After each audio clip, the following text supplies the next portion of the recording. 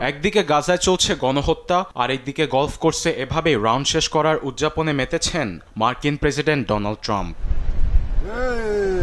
4 দিনের সফরে স্কটল্যান্ডে আসতেই পরিবার ও অতিথিদের সঙ্গে নতুন বিলাসবহুল গলফ রিসর্ট টার্নবেরি গলফ কোর্সে শনিবার পাড়ি জমান মার্কিন প্রেসিডেন্ট। জানান, স্কটল্যান্ডে এসে তার দারুণ লাগছে।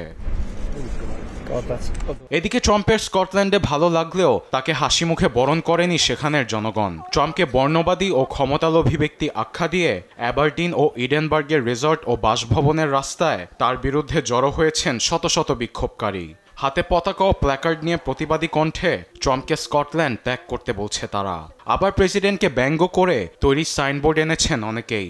জানান, স্কটল্যান্ড অনেক আগের থেকেই মহান। ট্রাম্প একজন গুন্ডা, বর্ণবাদী এবং ক্ষমতালোভী ব্যক্তি।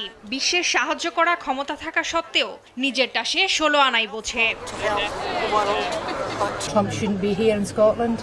ট্রাম্পের এখানে থাকার কোনো অধিকার নেই। তিনি একজন দোষী সাব্যস্ত অপরাধী। নতুন গলফ কোর্স উদ্বোধন ও খেলার পাশাপাশি এই সফরে যুক্তরাজ্যের প্রধানমন্ত্রী কিয়ার স্টারমার এবং স্কটল্যান্ডের ফার্স্ট মিনিস্টার জন সুইনের সঙ্গে সামনের সোমবার দেখা করবেন ট্রাম্প। আবার আটলান্টিক বাণিজ্য সম্পর্কের বিষয়ে ইউরোপীয় কমিশনের প্রেসিডেন্ট উর্সুলা ভন ডের লেইনের সঙ্গে বৈঠকে বসবেন ডোনাল্ড ট্রাম্প।